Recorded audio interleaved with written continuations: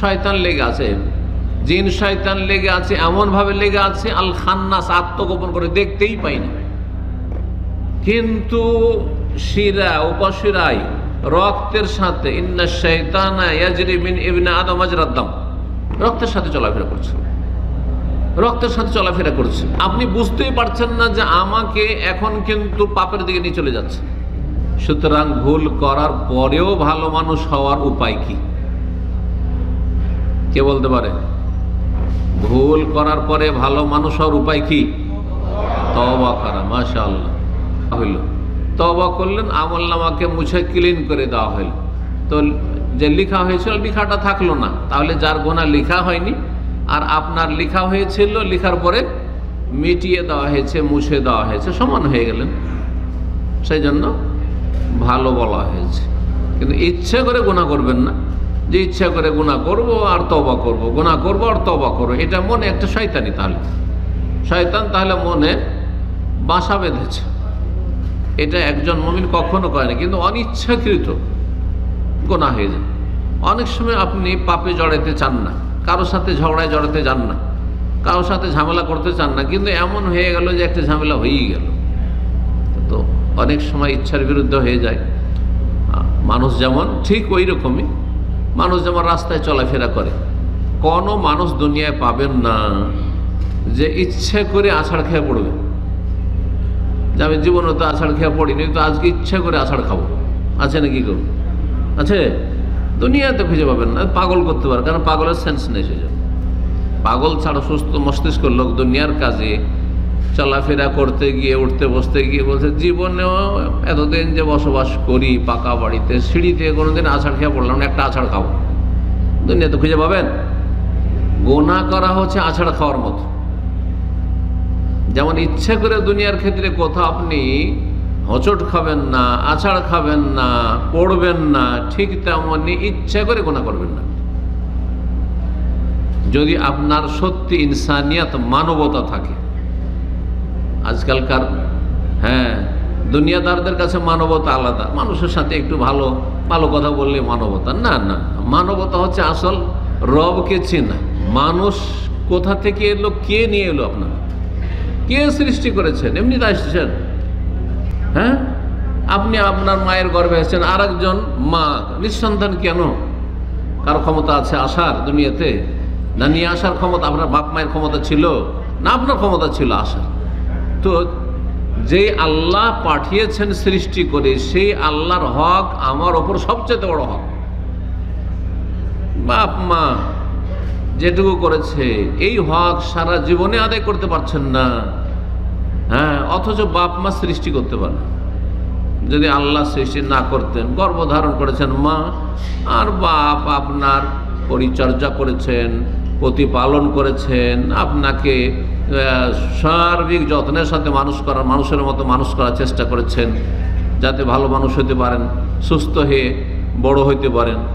তার জন্য বাপ মায়ের কত হক, আল্লাহর পরে হক। ওয়াকাদা রব্বুকা আল্লা তা'বুদু ইল্লা ইয়্যাহু ওয়া বিল ওয়ালিদাইনি ইহসানা। তাহলে আল্লাহ রাব্বুল আলামিনের কত বড় হক চিন্তা করুন তো। এই জন্য আল্লাহ রাব্বুল আলামিনের হক হচ্ছে কি? ইয়াবুদুহু ওয়া লা ইউশরিকু বিহি শাইআ। আল্লাহর ইবাদত করবেন, আল্লাহর সাথে শরীক স্থাপন করবেন না। এই হক যদি আল্লাহর আদায় করে দেন, তাহলে আমার আপনার হক কি? কি হক? কে বলতে পারে? যদি আল্লাহর হক আদায় করে দেন, যে ঠিকভাবে আপনি আল্লাহর ইবাদতবন্দি করলেন। ইবাদতবন্দি মানে কি? আল্লাহর আদেশ নিষেধ পালন করা। সহজ ভাষায় ইবাদতবন্দি মানে দুই একটা কাজ কাম নয়। যেমন নামাজ পড়ি ইবাদতবন্দি, এদিকে চুরি করে, এদিকে সিগারেট খায়, হ্যাঁ, এদিকে হারাম খায়, সুদ খায়, ঘুষ খায়, বেঈমানি করে, মানুষের সাথে খারাপ আচরণ করে, হ্যাঁ, স্ত্রীকে মারধর করে, জুলম অত্যাচার করে, হ্যাঁ, বাপ মায়ের সাথে দুর্ব্যবহার করে, পাক্কা মুসল্লি দাড়িওয়ালা। তো বলবে যে ইবাদতবন্দি করে? আংশিক, একটা অংশ আছে। এই জন্য ইবাদত বন্দেগী মানে হচ্ছে আল্লাহর আদেশ নিষেধগুলি পুরোপুরি মেনে চলে। আল্লাহ যেটা আদেশ করেছেন, আদেশ পালন করে, ওটাই ইবাদত। আর নিষিদ্ধ কথা কাজ থেকে বেঁচে থাকে, এটাও ইবাদত। পজিটিভ ইবাদত, নেগেটিভ ইবাদত, এর আগে বলেছি। আল্লাহ 5 ওয়াক্ত সালাত আদায় করতে বলেছেন, এই জন্য সালাত ইবাদত। রমজান মাসের সিয়াম রোজা রাখতে বলেছেন, এই জন্য ইবাদত। সূর্য ডুবে যাওয়ার পরে যদি বলে যে না আমি আরো ক্ষুধায় থাকবো, আরো পিপাসায় থাকবো, আরো বেশি নেকি করবো, ইবাদত হবে না গুনাহ হবে? গুনাহ হবে। তাহলে আদেশ পালন করার নাম ইবাদত। আল্লাহ বলছেন যে শুভ সাধক হলে থামো, আর খাবে না, ইবাদত, থেমে যাও ইবাদত। হ্যাঁ, আল্লাহর বিধান হচ্ছে সুম্মা আতিমুস সিয়ামা ইলাল লাইল, সন্ধ্যা রাত আসা পর্যন্ত রোজা রাখো, তারপরে না রাতের অংশে রোজা চলবে না। সুতরাং সূর্য ডুবলে রাত শুরু হয়ে যায়, স্টপ, এখন আর রোজা রাখা চলবে না, এখন পানাহার করো, সুতরাং ইফতার করে। এটার নাম ইবাদত। আল্লাহর আদেশ নিষেধ পালন করার নাম ইবাদত। আল্লাহ রাব্বুল আলামিনের হক যদি ঠিক করে আদায় করেন তাহলে আল্লাহ কি করবেন না? জাহান্নামের আযাব দেবেন না। জাহান্নামে এমন ব্যক্তিকে ফেলবেন না যে আল্লাহর ইবাদতবন্দি করেছে।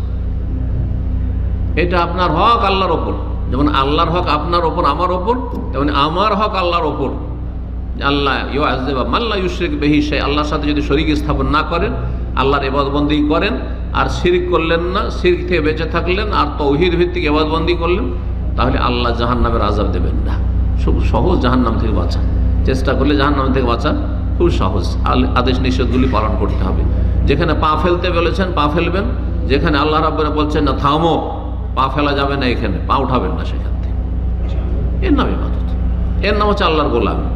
একটি আয়াতে বলছেন আল্লাহ রাব্বুল আলামিন, ওয়া তুবু ইলাল্লাহি জামিআন আইয়ুহাল মুমিনুনা লাআল্লাকুম তুফলিহুন, সূরা নূরে। তুবু ইলাল্লাহি জামিআন, তোমরা সকলেই আল্লাহর কাছে তওবা করো। আইয়ুহাল মুমিনুন, হে মুমিন মুসলিমরা, কাফেরদেরকে আল্লাহ বলছেন না। কাফেরদের তওবা হচ্ছে ইসলাম কবুল করা। ইসলামের বাইরে আছো, ইসলামের ঘরে প্রবেশ করো। আর আমরা ইসলামের ঘরেই যেহেতু আছি, আর এখানে ঘরে ইসলামের ভিতরে থেকে আমাদের ভুল ভ্রান্তি হচ্ছে, এই জন্য বিশেষভাবে মুমিন মুসলিমদেরকে আল্লাহ সম্বোধন করে বলছেন, ওয়া তুবু ইলাল্লাহি জামিআন আইয়ুহাল মুমিনুন, হে মুমিনগণ তোমরা সকলেই আল্লাহর কাছে তওবা করো। যদি তওবা করো তাহলে লাভ কি হবে?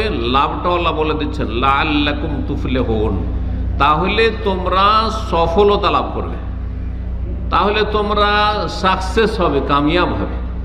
সফল যদি হতে চাও, দুনিয়ায় সফল, আখিরাতে সফল। দুনিয়ার সফলতা মানে এই নয় যে বড় বড় ডাক্তার আর ইঞ্জিনিয়ার, অনেক অনেক পয়সাওয়ালা আর দুনিয়ার বড় নেতা হয়ে গেছে, এগুলো কোনো সফলতা না। কারণ এসব আল্লাহর কাছে যদি পাপী হয় এসবগুলো, তাহলে এত নিকৃষ্ট যে ওর চাইতে কীট পতঙ্গ অনেক ভালো আল্লাহর কাছে। উলাইকা কাল আনাম বাল হুম আদাল।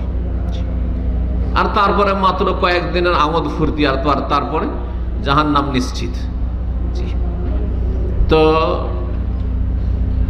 আসল সফলতা হচ্ছে যে বান্দা রবের সাথে সম্পর্ক ঠিক আছে, যার ফলে আল্লাহর গজব রাগ আমাদের উপর হয় না। আল্লাহ সবসময় আমাদের উপর রাজি, সন্তুষ্ট। আল্লাহর জমিনে চলাফেরা করছি, আল্লাহর জমিনে বসবাস করছি, ঘুমাচ্ছি, খাচ্ছি, কাজকর্ম করছি, ঘরে বাইরে থাকছি, আল্লাহ আমাদের উপর সন্তুষ্ট আছে। আল্লাহর গজব হয় না। গজব মানে রাগ, ক্রোধ। আল্লাহর গজব থেকে বেঁচে আছেন আপনি, এটা হচ্ছে সবচেয়ে বড় সফলতা। আর মরণের পরে আরো সুখ। দুনিয়ার তো মেলা টেনশন ছিল, মেলা পেরেশানি ছিল, কারো আর্থিক পেরেশানি, কারো পারিবারিক সমস্যা, কারো স্ত্রীর সাথে সমস্যা, কারো ছেলে মেয়ে নিয়ে সমস্যা, কারো পাড়া প্রতিবেশী নিয়ে সমস্যা, কারো মালিকের সাথে সমস্যা, কারো কর্মচারী নিয়ে সমস্যা, কত রকমের সমস্যা রয়েছে। শারীরিক সমস্যা, মানসিক সমস্যা। মরে গেলে আরাম, মুমিন বান্দা তুফলে হন, সফল, কামিয়াব। ঈমান নিয়ে যদি মরে যায় তো কামিয়াব। জি, এই জন্য তওবা করতে হবে। আইম্মায়ে কেরামগণ বলেছেন, ইমাম নওয়াবী রহমতুল্লাহ আলাইহির রিয়াজুস সালেহিন রয়েছে, তাতে তওবার অধ্যায় তিনি আলোচনা করতে গিয়ে বলছেন যে সমস্ত উলামায়ে কেরামদের ইজমা, ঐক্যমত রয়েছে যে তওবা করা প্রতিটি মুসলিমের জন্য ফরজ। তওবা করা ফরজ। তওবার দুটো অবস্থা। একটি অবস্থা হচ্ছে আপনি বুঝতে পারছেন যে এই গুনাহ হয়ে গেছে আমার।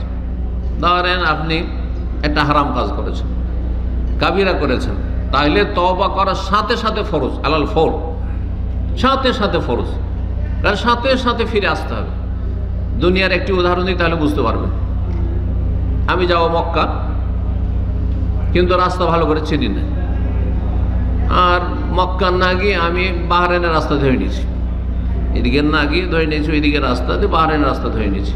আর তারপরে বুঝতে পারলাম যে এই তো লোকেশন দেখা যাচ্ছে বাহরাইন, বুঝতে পেরেছি। বুঝতে পারার পরে ইউ টার্ন পাচ্ছি আমি, তারপরও না, যখন চলে এসছি আর দু চারটা ইউ টার্ন যায়, হ্যাঁ এগুলোতে ফিরবো না, পরে ফিরবো, এরকম আছে কেউ পৃথিবীতে? কেউ আছে? মক্কা যেতে হবে, টার্গেট আমার মক্কা। আর জানতেও পেরে নিয়েছি যে না, ভুল রাস্তায় চলে গেছি, সাথে সাথে যথাসাধ্য অনেক সময় ইউ টার্নে কোনো রাস্তা না পেলে ওপর দিয়ে চড়িয়ে দিচ্ছেন গাড়ি, যে এত দূর আর 10-20-50 কিলোমিটার ঘুরতে হবে, এমন হাইওয়ে আছে। একবার আমরা ফেসেছিলাম অনেক জীবনের প্রথম যখন রিয়াজ এসেছিলাম মদিনা থেকে ছাত্র জীবনে, তো আমাদের সাথী সঙ্গীরা ছিল, আমার বসনিয়ার সাথী সঙ্গীদের সাথে এসেছিলাম। আসার পরে আমরা যাব এদিকে মক্কা, এদিকে যাব আল কাসিমের দিকে যাব, রাস্তা ধরে নিয়েছি আমরা, মক্কা রাস্তা ধরে নিয়েছি। তারপরে 50 কিলোমিটার আগে ইউটার্ন নেই, কোথাও 50 কিলোমিটার আগে ইউটার্ন। যখন বুঝতে পেরেছি 50 কিলোমিটার গেলাম, দূরে এলাম, 50-100 কিলোমিটার ঘোরা গেল। যদি সম্ভব হয় যে কোনোভাবে হোক না কেন এদিক সেদিক দিয়ে আমি ফিরে যেতে পারবো, তো এগিয়ে যাবেন?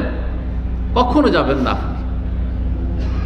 তাহলে ভুল হয়ে গেছে, গুনাহ হয়ে গেছে, অন্যায় হয়ে গেছে, জানার পরেও যে আপনারা আছেন, আচ্ছা এখন তো যুবক, হ্যাঁ যুবক, নামাজ পড়বো, কখন পড়বো? আচ্ছা হজটা করি, হজ করে নামাজ ধরবে না, অনেকেই কিন্তু এরকম আছে। এই ঠিকভাবে রোজাগুলো রাখতে পারছি না, রাখবো, বিয়ে শাদী করি, তখন ভালো মানুষ হয়ে যাও, রোজাগুলি রাখ। আপনার জানা আছে বিয়ে শাদী করতে পারবেন, আপনার জানা আছে আরো 10 বছর বাঁচবেন, 5 বছর বাঁচবেন, হ্যাঁ। তো অনেকে হারাম খাচ্ছেন, কিন্তু হারাম খেয়ে খেয়ে এমন অভ্যাস হয়ে গেছে যে কোনো ব্যাপার না, অথচ কাবিরা গুনাহ এটা। তো যদি বুঝতে না পারেন যে এমন কোনো কাবিরা গুনাহ আছে, ছোটখাটো গুনাহ তো হইতে আছে, অজান্তেও কাবিরা গুনাহ হইতে পারে, সুতরাং মাঝে মধ্যে তওবার নবায়ন করা হচ্ছে একটি শরীয়তের বিধান। তাহলে তওবার দুটো অবস্থা, গুনাহ বুঝতে পারছেন এই গুনাহ আমার হয়ে গেছে, সাথে সাথে তওবা করা ফরজ।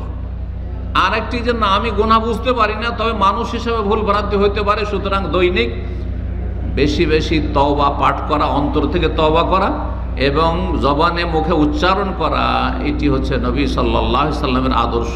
এই জন্য প্রিয় নবী সাল্লাল্লাহু আলাইহি সাল্লাম, তার গুনাহ হইতো, নবীর কি গুনাহ হইতো, তারপর উম্মতকে শিখানোর জন্য, যেহেতু মানব জাতির জন্য তিনি রাহবার, মানব জাতির তিনি হেদায়েত দানকারী আল্লাহর পক্ষ থেকে, সেই জন্য নবী সাল্লাল্লাহু আলাইহি সাল্লাম প্রতিদিনে কতবার করে তওবা পাঠ করতেন? হ্যাঁ, 70 বারের অধিক এক হাদিস রয়েছে, যেটাতে 70 রয়েছে সেখানে আকসার মিন 70 মাররা, 70-এর অধিক। আর আরেকটি হাদিস রয়েছে ইন্নী লা আস্তাগফিরুল্লাহ ওয়া আতুবু ইলাইহি ফি ইয়াউমিন 100 মাররা, 100 বার করে আমি তওবা পাঠ করি। এর মানে নির্দিষ্ট সংখ্যা নয় যে 100 বার, এটা হচ্ছে উদ্দেশ্য হচ্ছে অনেকবার। যেমন আমরা বলে থাকি ভাই আপনার বাড়িতে আজকে 50 বার গেলাম, কিন্তু একবারও পেলাম না, 50 বার কিন্তু জাননি, উদ্দেশ্য হচ্ছে অনেকবার গিয়েছি। হ্যাঁ, কারো কাছে টাকা পয়সা পাবেন, বহুবার চেয়েছেন কিন্তু গুনে রাখেননি, তারপরে বলছেন আপনার কাছে হাজারো বার টাকা চেয়েছি, তাগাদা করেছি, কিন্তু টাকাটা দিলেন না। হইতে পারে 25-50 বার চেয়েছেন, কিন্তু 100 বার চেয়েছি, হাজারো বার চেয়েছি, তাই না? তো এইরকম কথা আমরা বলি কিসের জন্য? এটাকে বলা হচ্ছে তাকসীর, হ্যাঁ, সংখ্যাধিক্য দেখাবার জন্য, যে অনেক অনেক দেখাবার জন্য। তো নবী সাল্লাল্লাহু আলাইহি সাল্লাম অনেকবার দিনে তওবা ইস্তেগফার পাঠ করতে থাকতেন। লাকাদ কানা লাকুম ফি রাসূলিল্লাহি উসওয়াতুন হাসানা, আস্তাগফিরুল্লাহ ওয়া আতুবু ইলাইহি। কি বলবেন? আস্তাগফিরুল্লাহ, সবচেয়ে সংক্ষেপের ইস্তেগফার বলি আস্তাগফিরুল্লাহ, শুধু আস্তাগফিরুল্লাহ। আস্তাগফিরুল্লাহ মানে আল্লাহর কাছে আমি ক্ষমা চাইছি, আল্লাহর কাছে আমি ক্ষমা চাইছি। অর্থ বুঝে পড়বেন, না বুঝলে বাংলায় বলবেন, সোজা কথা। আর যদি তার সাথে তওবা মিলিয়ে দেন, ইস্তেগফারের সাথে, ক্ষমা চাওয়ার সাথে, আস্তাগফিরুল্লাহ ওয়া আতুবু ইলাইহি, আস্তাগফিরুল্লাহ ওয়া আতুবু ইলাইহি, আমি তার কাছে তওবা করছি মানে তার দিকে ফিরে আসছি, প্রত্যাবর্তন করে আসছি, আল্লাহর কাছে ক্ষমা চাইছি, এবং তার কাছে ফিরে আসছি, প্রত্যাবর্তন আল্লাহর দিকে ফিরে আসছি। আর একটি, তাহলে দুটো হয়ে গেল, আস্তাগফিরুল্লাহ একটা, আর একটা হচ্ছে আস্তাগফিরুল্লাহ ওয়া আতুবু ইলাইহি। 3 নম্বর আস্তাগফিরুল্লাহ আল্লাযী লা ইলাহা ইল্লা হুয়াল হাইয়ুল কাইয়্যুম ওয়া আতুবু ইলাইহি। আল্লাহর কালিমা তৌহিদের সাথে, আল্লাহর কালিমা তৌহিদও বললেন এবং আল হাইয়ুল কাইয়্যুম আল্লাহর নাম, বরং এই নামগুলোকে একটি হাদিসে ইসমে আজমও বলা হয়েছে, আল্লাহর মহান নাম বলা হয়েছে। সুতরাং এই আল্লাহর নাম ইসমে আজম বলে যদি কেউ দোয়া করে, হাদিস আছে, তাহলে সেই দোয়া অবশ্যই কবুল হয়, সেই দোয়া কবুল হওয়ার খুবই সম্ভাবনা রয়েছে। এই জন্য এই ইস্তেগফারটি আরও বেশি গুরুত্বপূর্ণ। এক তো কালিমা তৌহিদের ওসিলায় আল্লাহর কাছে ক্ষমা চাইছেন, আর এক হচ্ছে ইসমে আজমের ওসিলায় আপনি আল্লাহর কাছে ক্ষমা চাইছেন। আস্তাগফিরুল্লাহ আল্লাযী লা ইলাহা ইল্লাহু, লা ইলাহা ইল্লাহু মানে লা ইলাহা ইল্লাল্লাহ হয়ে গেল, কালিমা তাইয়্যিবা হয়ে গেল, কালিমা তৌহিদ। তো তৌহিদের ওসিলাতে, আল্লাহর একত্বের ঘোষণার ওসিলাতে আপনি দোয়া করছেন, ইস্তেগফার করছেন, ক্ষমা চাইছেন। আর তারপর বলছেন আল হাইয়ুল কাইয়্যুম, যিনি চিরঞ্জীব, যিনি চিরস্থায়ী এবং সব কিছুকে তিনি ধারণ করে রয়েছেন, ধারণকারী, সব কিছু তিনি ধারণ করে রয়েছেন, আল কাইয়্যুম। জি, আসমান জমিন এবং এর মাঝে যত সৃষ্টিকুল রয়েছে সমস্ত কিছুর ধারক বাহক এবং ধারণ রক্ষণাবেক্ষণকারী আল্লাহ রাব্বুল আলামিন, তিনি কাইয়্যুম। জি, ওয়া আতুবু ইলাইহি, এবং তার কাছে আমি তওবা করে ফিরে আসছি। কয়টি বললাম ইস্তেগফারের কালেমা? 3টি বললাম। আমাদের সমাজে আরেকটি প্রচলিত আছে, যেটা আমাদের দেশের ওয়াইজ বক্তারা ওই ছোটো কাল থেকে শুনে এসেছি, আপনারাও শুনেছেন, আর এইটাই কিন্তু সমাজের লোকের মাঝে বহু প্রচলিত, কিন্তু এটি কোনো হাদিসে নেই। সুতরাং ওইভাবে আরবি পড়ার দরকার নেই, যেটা হাদিসে নেই তো আরবি তো ওইভাবে বানিয়ে কেন পড়বেন? তাহলে বানিয়ে বললে নিজের ভাষায় বলবেন, বানিয়েই যদি তওবা করতে হয় তাহলে নিজের ভাষায় বানিয়ে বলবেন। সেটা কি? আস্তাগফিরুল্লাহ রব্বি মিন কুল্লি যামবিন ওয়া আতুবু ইলাইহি, এইভাবে কোনো হাদিসে নেই। অথচ আমাদের দেশের বড় বড় বক্তারা এইটাই পাঠ করিত, এটাই পাঠ করিত। কারণ আসলে গবেষণা ছিল না, গবেষণা ছিল না, শিক্ষা কাঠামোটা ওই রকমই। দেখেন, আমার যেমন ওস্তাদ হবে তেমন না শিখবো, আমার ওস্তাদ যে আমাকে ভুল শিখায়, ভুল শিখবো।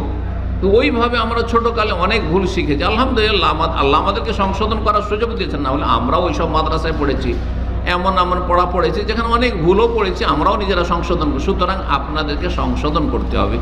সুন্নতি দোয়া পাঠ করবেন ইস্তেগফারের ক্ষেত্রে, আর না হলে যেটা বলছি সেটা হচ্ছে যে আপনি নিজের ভাষায় বলবেন কি, আল্লাহ তুমি আমাকে ক্ষমা করে দাও, আল্লাহ তোমার কাছে ক্ষমা চাইছি, আল্লাহ তোমার কাছে তওবা করছি, আমাকে তুমি মাফ করে দাও। এভাবে বলেন, অসুবিধা, নিজের ভাষায় বলেন, যাতে আপনার অন্তর লাগবে, মন দিয়ে আপনার দোয়াটা তওবা ইস্তেগফার বেরোবে।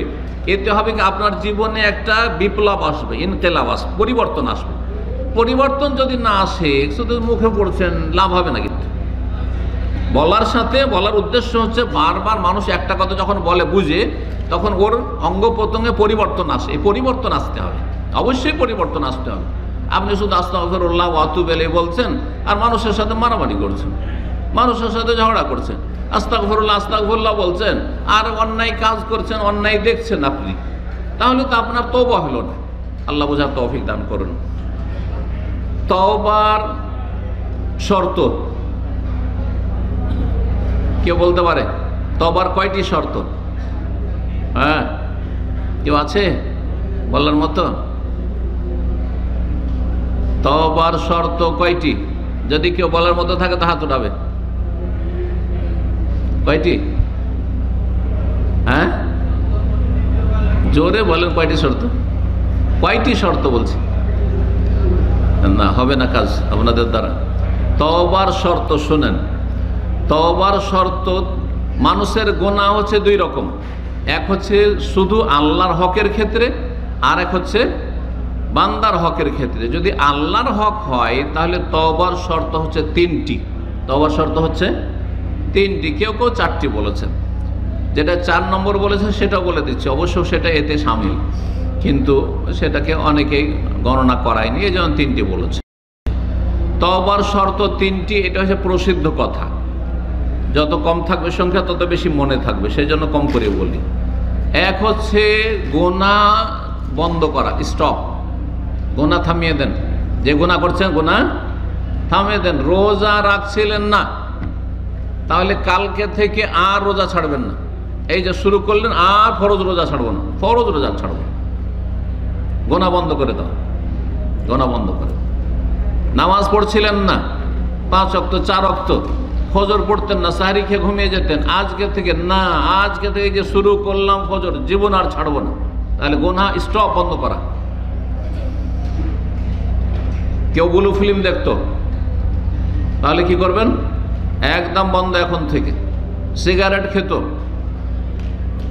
আপনাদের অনেকে কিন্তু সিগারেট খায় মাশাআল্লাহ, তাই না? এখান থেকে রুজি করে, নবীর দেশ থেকে রুজি করে কি করে? সিগারেট খায়। সিগারেট পান করা হারাম।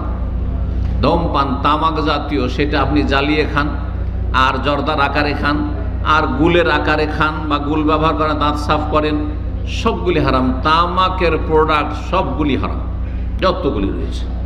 সেইভাবে খান না কেন, হোক্কার আকারে খান, হ্যাঁ, যেই কোনো জায়গায় খান না কেন।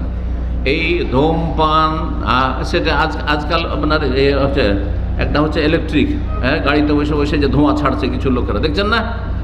এটাও হারাম, সব হারাম। এখন কেউ খাচ্ছে সেজন্য হালাল হয়ে যাবে জরুরি নয়।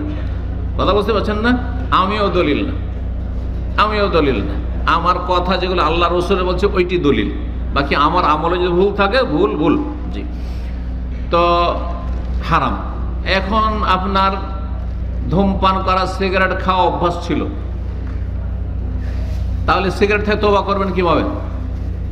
বলেন, কিভাবে তওবা করবেন? একজন বলেন, হ্যাঁ, কিভাবে তওবা করবেন? হ্যাঁ, সিগারেট খাওয়া ছেড়ে দিলেন। আচ্ছা, সিগারেট খাওয়া ছেড়ে দিলেন, কিন্তু রুমে 2 প্যাকেট সিগারেট রাখা আছে, ওটা কি করবেন? ওটা বিক্রি করে দেবো নাকি? হ্যাঁ, না, হারাম জিনিস বিক্রি করাও হারাম, হারাম জিনিস বিক্রি করা হারাম, আর সেই রুজিটাও হারাম। আপনি কিনেছেন হারাম, আরেকজনের কাছে হারাম বিক্রি করবেন না, জায়েজ না। সুতরাং কি করতে হবে? সাথে সাথে তওবার মধ্যে শামিল, সাথে সাথে আপনার সিগারেট প্যাকেটটিকে ভেঙে ফেলবেন আপনি একদম। আমি সিগারেট প্যাকেট রাস্তায় যদি পড়ে দেখি, তো কমপক্ষে এর সাথে ঘৃণার বহিঃপ্রকাশ হচ্ছে, আমি তারপরে জুতা স্যান্ডেল দিয়ে দলে দিতে হাঁটি, এটা আমার ঘৃণা। হ্যাঁ, আল ওয়ালা ওয়াল বারা, হ্যাঁ, ভালো মানুষের সাথে এবং ভালো কাজের সাথে মিত্রতা, বন্ধুত্ব, ভালোবাসা, আর খারাপের সাথে, খারাপ মানুষের সাথে আর খারাপ বস্তুর সাথে শত্রুতা, বৈরিতা, এর বহিঃপ্রকাশ থাকতে হবে। একটা লোক ধোঁয়া ছাড়ছে, সিগারেট খাচ্ছে, আর আমার সামনে দিয়ে যাচ্ছে, তার ওপর ঘৃণার বহিঃপ্রকাশ, যে আমি নাকটা চেপে ধরি। জি, কারণ বলতে তো পারবো না, হ্যাঁ, কারণ স্বাধীন সবাই বাস করে, আমি আমার পয়সা দিয়ে খাচ্ছি, তাতে আপনার কি, তাই না? সেজন্য কমপক্ষে আমার ঘৃণা প্রকাশ, আল বারা, বৈরিতা আর শত্রুতার বহিঃপ্রকাশ হচ্ছে যে আমি তোমাকে ঘৃণা করলাম, তোমার এই হারাম খাওয়াকে ঘৃণা করলাম। দাদা, বোঝা গেছে?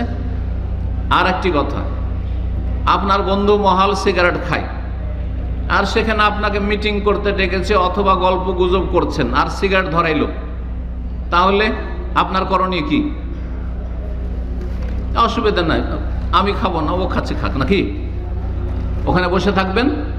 কি করবেন? আপনার এই পাপের সাথে আর পাপীর সাথে বৈরিতার বহিঃপ্রকাশ হচ্ছে, সেই মজলিস থেকে আপনি কেটে পড়বেন। যতক্ষণ সিগারেট খাবে সেখান থেকে সরে যাবেন, চলে যাবেন।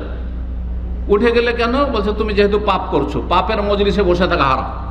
পাপের মজলিসে বসে থাকা, গান বাজনার আসরে যেমন বসে থাকা হারাম, কেউ সিগারেট খাচ্ছে তার পাশে বসে থাকা হারাম। সিগারেট পান করা, রুমমেটের সাথে বাস করা হারাম। ভালো করে শুনে, হ্যাঁ, অনেকেই আজকে একটু সচেতন হবে। অনেকে কিন্তু সিগারেট খোরের রুমে থাকছেন, হ্যাঁ, ফিল্ম দেখা লম্পটের রুমে থাকছেন অনেকেই। জি, তাদের রুমে থাকবেন না। জি, আল্লাহর গজব হচ্ছে আপনার পাশে, তো তাতে তো আপনার একটা ভাগ যে চলে যাবে, আল্লাহর গজব পড়বে। যায় কেন গজবের জায়গায় থাকবেন? বেনামাজি, আল্লাহর গজব তাদের উপরে নামছে, আর সেই রুমে বাস করছেন আপনি, না, বাস করবেন না আপনি। যদি আপনার নিজের পয়সা দিয়ে এখতিয়ার করা বাসা হয়, আপনার চয়েসের বাসা হয়, তো 1 মিনিটের জন্য তার সাথে থাকবেন। কেন বেনামাজির সাথে থাকবেন? কেন সিগারেট খোরের সাথে থাকবেন? কেন হারাম খোরের সাথে থাকবেন? কেন পাপীর সাথে থাকবেন আপনি? আল্লাহর গজব নামছে সেখানে। কিন্তু যদি দেখা যায় যে আমাদের ভাষাভাষীরা তো অধিকাংশ অল্প বেতনে চাকরি করেন, গরিব মানুষ, আর তারপরে কোম্পানি বাসা দিয়েছে, তাহলে সেই ক্ষেত্রে কোম্পানির যারা দায়িত্বশীল রয়েছে এই ক্ষেত্রে তাদের কাছে বলবেন যে আমাকে একটু দয়া করে একটা এমন রুমে দেন যেখানে নামাজিরা থাকে, নামাজিদের রুম আলাদা দাও, বেনামাজিদের রুম আলাদা দাও। এটা কর্মকর্তা যারা দায়িত্বশীল তাদের উপর ফরজ এই কাজটি, জি, তাদের জন্য জরুরি। এই রিকোয়েস্ট করবেন। সেটা যদি না মানে আর আপনি যদি সচ্ছল হন, আলহামদুলিল্লাহ আমার পয়সা আছে, তাহলে আমি তোমাদের রুমে থাকবো না, আমি ভাড়া করে অন্য জায়গায় থাকবো, ভালো মানুষদের সাথে থাকবো। সেটাও যদি সম্ভব না হয় তাহলে থাকবেন অন্তরের ঘৃণার সাথে। সর্বনিম্ন ইমানের পরিচয় হচ্ছে পাপ এবং পাপীকে অন্তর থেকে ঘৃণা করা। জি, বলছিলাম আসলে তওবার শর্ত, কিন্তু সময় চলে যাচ্ছে আর আমি অন্যদিকে চলে গেছি, কিন্তু কথা বলি খুব গুরুত্বপূর্ণ, কারণ না হলে তওবা হবে না আপনার। তওবা এ নয় যে আমি একটা ভালো মানুষকেও ভালোবাসি, আল্লাহর বন্ধুকেও ভালোবাসি, আর আল্লাহর দুশমনকেও ভালোবাসি, পাপীকেও ভালোবাসি, পাপীর সাথে শেখের সাথেও বসি, আবার পাপীর সাথেও বসি, না না না, এই করলে হবে না। ভালো মানুষের সাথে উঠা বসা করবেন আর খারাপ মানুষের সংসর্গ অবর্জন করবেন। ভালো মানুষদের সাথে টেলিফোন যোগাযোগ থাকবে, ভালো মানুষদের নাম্বার আপনার কাছে কালেক্ট করা থাকবে, সেভ করা থাকবে, খারাপদের নাম্বারগুলোকে আপনাকে রিমুভ করতে হবে আপনার মোবাইল থেকে। এই হচ্ছে তওবার জীবনে সংশোধন, না হলে কোনোদিন সংশোধন হবে না। তো প্রথম তওবার শর্ত হচ্ছে গুনাহ কি করা, বন্ধ করা। 2 নম্বর শর্ত হচ্ছে গুনাহ হয়েছে, অন্যায় করে, সুতরাং এর ওপর অনুতপ্ত হওয়া, লজ্জিত হওয়া, অনুশোচনা যে আমি খুব খারাপ কাজ করেছি, খুব খারাপ কাজ করেছি, লজ্জিত আল্লাহর কাছে, আমি আল্লাহর কাছে কি করে মুখ দেখাবো, এরকম অবস্থায় লজ্জিত হবেন। জি, আর নাদাম। 3 নম্বর শর্ত আগামীর জন্য প্রতিজ্ঞা, যে আজকে তো আমি পাপ বন্ধ করলাম, জীবনেই পাপ করব না। সিগারেট খাওয়া আজকে বন্ধ করলাম, জীবনেও মুখে নিয়ে আসবো না। জর্দা দেওয়া পান খাওয়া আমি বন্ধ করলাম, জীবনেও জর্দা দেওয়া পান খাবো না। এর নাম হচ্ছে তওবা। আমি আজকে ব্লু ফিল্ম দেখা বন্ধ করলাম, জীবনেও আমি দেখবো না। আজকে আমি নামাজ ধরলাম, জীবনে আমি নামাজ ছাড়বো না। আজকে থেকে রোজা শুরু করলাম, জীবনে আর রোজা ছাড়বো না। এইভাবে কয়টি শর্ত হইল? গুনাহ বন্ধ করা, গুনার উপর লজ্জিত অনুতপ্ত হওয়া, আর প্রতিজ্ঞা করা যে আগামীতে কোনোদিন গুনাহ করবো না। যারা 4টি শর্ত বলেছে তারা বলছে ইখলাস, এটা নিষ্ঠার সাথে, খুলুসিয়াতের সাথে হইতে হবে। ইখলাসের উদাহরণ দিই। একজন লোক তওবা করছে সিগারেট ধূমপান থেকে, যেহেতু আল্লাহ হারাম করেছে, রসুল হারাম করেছে, সেজন্য খাবায়েস নোংরা বস্তুকে হারাম করেছেন, এটাতে ইখলাস আছে। আর আরেকজন লোক ধূমপান ছাড়ছে, কিন্তু সে ডাক্তারের কাছে গেছে, তার বুকে ব্যথা, তখন ডাক্তার বলছে তোমার হার্টের সমস্যা হয়ে গেছে, ধূমপান করো নাকি? বলছে হ্যাঁ ধূমপান করি। ধূমপান ছাড়ো, না হলে তোমার চিকিৎসা নেই, সেই জন্য ধূমপান ছেড়েছে। তাহলে সেই ব্যক্তি তওবা করেনি, কারণ সেই তওবাতে ইখলাস নেই। কি জন্য সে তওবা করেছে? ধূমপান কেন ছেড়েছে? সুস্থ রাখার জন্য, হার্ট অ্যাটাক থেকে নিজেকে বাঁচানোর জন্য, সেই জন্য তার তওবাতে ইখলাস নেই। জি, আপনি জর্দা ছাড়বেন, আপনি সিগারেট ছাড়বেন, আপনি ব্লু ফিল্ম ছাড়বেন, আপনি হারাম ছাড়বেন, কিসের জন্য? আল্লাহর জন্য, আল্লাহ সন্তুষ্টির জন্য, রসুলের তরিকায় জীবনযাপন করার জন্য। তাইলে তওবা হবে। বান্দার হক যদি হয়, তার সাথে আর একটি শর্ত বাড়িয়ে নিতে হবে। সেটা কি? কারো টাকা পয়সা ধার নিয়েছেন, বলছে আল্লাহ তুমি মাফ করে দাও, টাকাটা তোকে দিতে পারলাম না, আর দিব না, আল্লাহ তুমি মাফ করে দাও। আল্লাহ মাফ করবে? তাহলে কি করতে হবে? টাকাটা দিয়ে আসেন। কারো জমি বেঈমানি করেছেন, জমি আমি ছাড়বো না, কিন্তু আল্লাহ তুমি মাফ করে দাও। হ্যাঁ, না, আল্লাহ মাফ করবেন না, কখন আল্লাহ মাফ করবেন না। কারণ পরের জমি আপনি দখল করে আছেন, পরের জমির ওপর আপনি বাড়ি করে তৈরি করে নিয়েছেন, আর মায়া ছাড়তে পারছেন না, বাড়ি ভেঙে ফেলতে হবে, জমি ফিরিয়ে দিতে হবে, তাহলে তওবা হবে। এত সোজা নয়। বান্দার হকের ক্ষেত্রে আরো সজাগ হবেন, কারণ আল্লাহর হক আল্লাহ মাফ করে দেবেন। রোজা রাখেননি 10 বছর, আল্লাহ ইচ্ছা করলে সব মাফ করে দেবেন, কিন্তু আপনি 500 রিয়াল নিয়ে চলে যাবেন, কিয়ামত পর্যন্ত আল্লাহ কোনোদিন মাফ করবে যতক্ষণ পর্যন্ত আমি না মাফ করব। আল্লাহ যেন বোঝার তৌফিক দান করেন। কাউকে মেরেছেন আপনি, কাউকে গাল দিয়েছেন আপনি, কারো মানসম্মান নষ্ট করেছেন আপনি, বান্দার হক নষ্ট করেছেন, কাউকে অপদস্থ লাঞ্ছিত করেছেন, আল্লাহ অতক্ষণ মাফ করবেন না যতক্ষণ পর্যন্ত সেই ব্যক্তি আপনাকে ক্ষমা না করবে। জি, আল্লাহ রাব্বুল যেন বোঝার তৌফিক দান করেন, ভালো আমলের তৌফিক দান করেন, তার দিকে তওবা করে ফিরে আসার তৌফিক দান করেন।